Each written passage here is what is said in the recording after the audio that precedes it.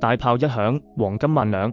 週五受以色列和伊朗衝突影響，瞬間點燃市場恐慌情緒，令貴金屬等避險資產迎來強勢拉升。週五早盤，倫敦金價格一路攀升，迅速突破$3430每盎司大關，閃耀的金色光芒吸引全球投資者目光。國內市場方面，滬金主力合約同樣表現亮眼，盤中漲幅超2%，價格最高觸及$798每克，創下逾1個月以來新高。此次金價大漲，與中東地緣局勢急劇升溫緊密相關。據6月13日報道，以色列空軍展開軍事行動，對伊朗境內多處目標發動空襲。以軍聲稱，伊朗擁有足夠濃縮鈾，能在短時間內製造多枚炸彈，因此採取行動應對此威脅。